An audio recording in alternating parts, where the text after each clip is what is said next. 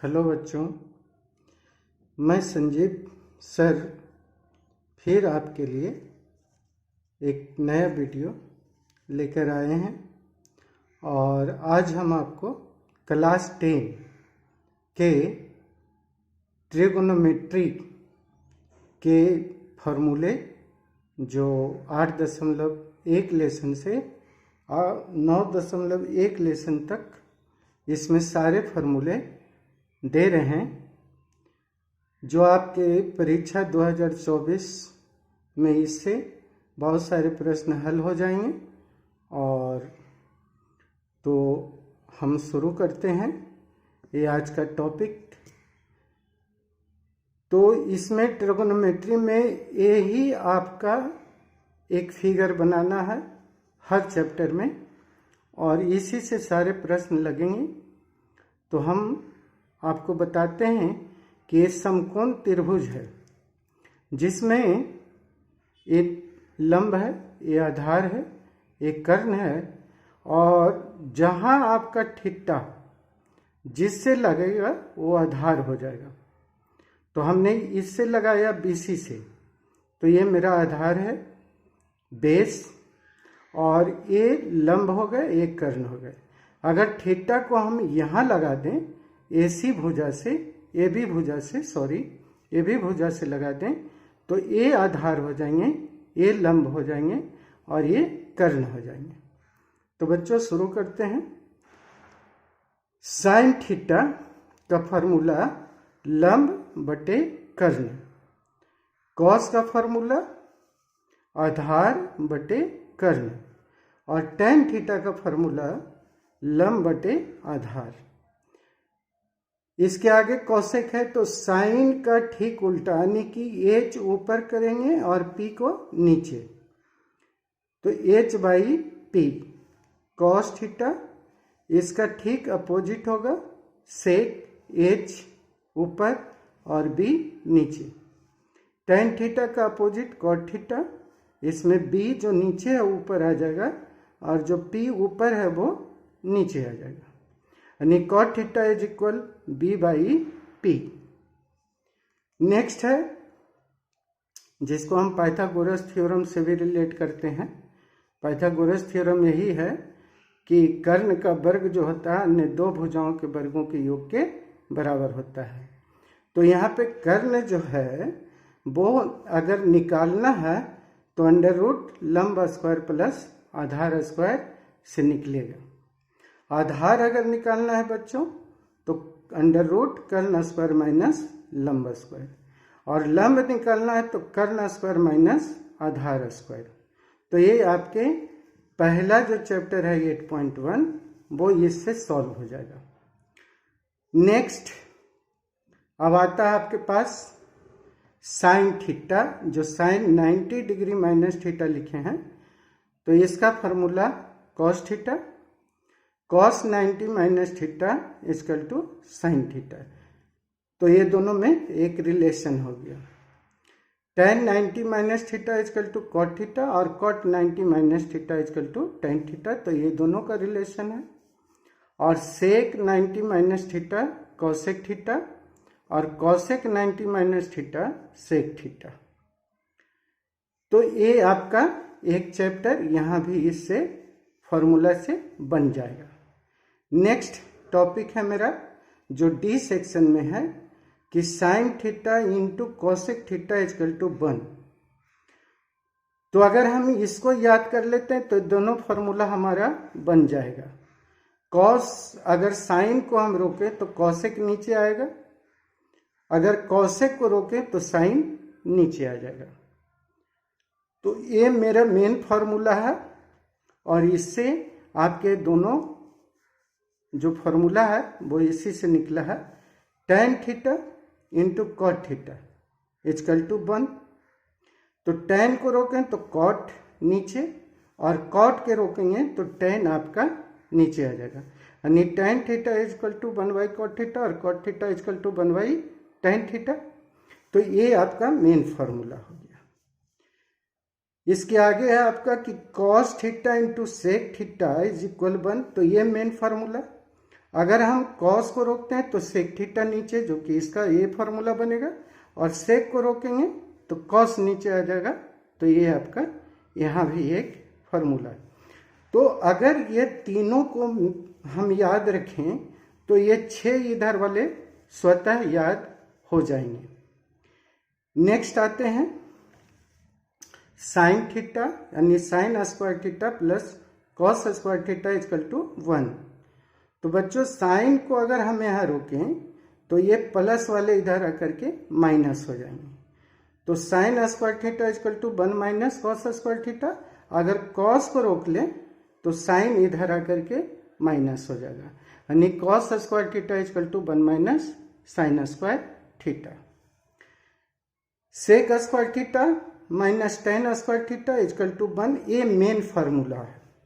अगर सेक को हम रोकते हैं तो टेन यहाँ माइनस प्लस में बन जाएगा, तो ये एक यहाँ फार्मूला बना, sec square theta equal to 1 plus tan square theta. अगर हम 1 को इधर ले जाएं तो प्लस वाला माइनस हो जाएगा और ये माइनस वाला प्लस, तो tan square theta equal to sec square theta minus 1। तो यहाँ पे ये दोनों आपका मेन फार्मूला है। Cosec square theta minus cot square theta equal to 1। तो अगर कॉसेक को रोकें तो कॉट इधर आकर के प्लस, तो ये एक फार्मूला बना। और अगर 1 को इधर ले जाएं और कॉट को इधर ले जाएं तो प्लस का माइनस, माइनस का प्लस, तो ये माइनस 1 हो जाएगा यहाँ आकर के, और कॉट इधर आके प्लस हो जाएगा, ये यहाँ फार्मूला ये आपका बन जाता है। तो यहाँ भी आप ये तीनों याद रखें तो ये 6 आपके बन जाएंगे। ठीक है। अब कुछ वैल्यूज पे आते हैं जो कि ये भी बहुत इम्पोर्टेंट है, और ये जितने भी फार्मूले हैं ये सारे फार्मूले क्लास 10 और फिर हम 11 में भी देखेंगे और 12 में भी देखेंगे। तो ये बच्चों आपके लिए बहुत ज़रूरी है, परीक्षा के दृष्टिकोण से भी और आगे आने वाले जो क्लासेस हैं उनके दृष्टिकोण से भी ये आपके लिए बेहद बेहद ज़रूरी होंगे। तो बच्चों अगर इनको याद रखते हो तो आप ज़रूर आगे भविष्य में आपको कोई परेशानी नहीं उठानी पड़ेगी। तो वैल्यूज में आए, साइन 0 डिग्री इक्वल टू 0 होता है, sine 30 degree equal to half होता है 1/2, साइन 45 इक्वल टू 1/√2, और sine 60 degree equal to √3/2, sine 90 equal to 1। तो अगर हम इसको याद करें तो ये फार्मूला भी आएगा, लिखा जाएगा, और कॉसेक वाले को भी हम आराम से लिखेंगे। मतलब इसको याद करें तो हमारा ये भी याद होगा और जो हमारा कॉसेक है वो भी आपका याद हो जाएगा। तो चलिए देखते हैं। कॉस 0 डिग्री का वैल्यू यहाँ से उठाएंगे अपोजिट, तो ये आपका हो जाएगा 1। फिर कॉस 30 का लिखेंगे तो ये √3/2, कॉस 45 का लिखेंगे तो ये 1/√2, और कॉस 60 का लिखेंगे तो 1/2, और कॉस 90 का लिखेंगे तो ये 0। मतलब इसका ठीक उल्टा यहाँ पे आपको आ जाएगा। अब tan आपको याद करना पड़ेगा। तो tan 0 डिग्री इक्वल टू 0 और tan 30 equal to 1/√3, tan 45 equal to 1 और tan 60 degree equal to √3, tan 90 degree equal to infinitive, अपरिभाषित, इसका मान अज्ञात है। तो tan 0 0, tan 30 1/√3, tan 45 degree equal to 1, tan 60 degree equal to √3 और tan 90 degree equal to infinitive. अब हम बच्चों आते हैं कॉसेक, जो आपका 0 डिग्री है। तो 0 डिग्री ठीक इसका अपोजिट होगा, यानी 0 है तो 0 का अगर उल्टा करें तो 0/0, तो 0/0 में डिवाइड करेंगे तो कोई वैल्यू ही नहीं, तो इन्फिनाइट हो गया। कॉसेक 30 का लिखें तो 1/2 का उल्टा हो गया 2, अगर कॉसेक 45 का लिखे तो 1/√2 का हो गया √2, और जो यहाँ साइन 60 है इसका उल्टा कर लो तो 2/√3, जो कि कॉसेक 60 डिग्री का 2/√3। और वही जो यहाँ साइन 90 डिग्री का 1 है तो यहाँ कॉसेक 90 का भी वैल्यू 1 हो जाएगा। ठीक है, यहाँ तक समझे आप लोग। अब हम आते हैं सेक पे। तो सेक 0 डिग्री, तो सेक 0 डिग्री कॉस पे चलेगा। तो कॉस का 1 है तो 1 का उल्टा भी तो 1 ही होगा। फिर कॉस 30 का देखेंगे, जो सेक 30 में आएगा तो इसका है √3/2, तो यहाँ पे आएगा 2/√3। उसके बाद कॉस 45 डिग्री का 1/2 है, तो यहाँ पे सेक 45 का इसको अपोजिट करोगे तो 1/√2 का √2 हो जाएगा। और फिर सेक 60 को लिखेंगे तो कॉस 60 का 1/2 है, तो इसको अपोजिट करोगे तो यहाँ पे 2 हो जाएगा, क्योंकि 2/1 का मतलब 2 होता है। 2 में 1 से डिवाइड करोगे तो क्या होगा, 2 होगा। और कॉस 90 डिग्री का वैल्यू 0 है, तो यहाँ पे सेक 90 डिग्री का वैल्यू 0/0 फिर डिवाइड करोगे तो इन्फिनिटी हो जाएगा। तो ये तो आप समझ गए अब कि कैसे करना है। अब लास्ट आपका आता है कॉट 0 डिग्री।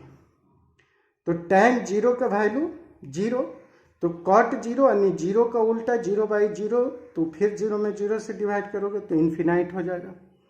इसके बाद tan 30 का वैल्यू 1/√3, तो इसको अपोजिट करोगे तो ये √3 हो जाएगा। tan 45 का 1, तो cot 45 का 1/1 = 1।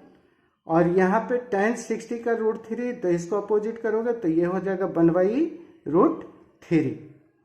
और tan 90 का वैल्यू इन्फिनाइट है, तो यहाँ पे जो tan 90 है वो आपका यहाँ पे cot 90 जो होगा वो आपका 0 हो जाएगा। तो चलिए बच्चों, अब एक लास्ट में जो बहुत ज़रूरी है, ये ऑब्जेक्टिव में हमेशा पूछे जाते हैं इससे, कि साइन थीटा का मान बढ़ने पे उसका मान बढ़ता है कि घटता है, तो बढ़ता है। तो किसका किसका बढ़ेगा थीटा का मान बढ़ने पे, तो साइन थीटा का, टेन थीटा का, सेक थीटा का मान जब बढ़ेगा थीटा का तो ये सभी का मान बढ़ेगा। तो ये आपको ऑब्जेक्टिव में याद रखना होगा।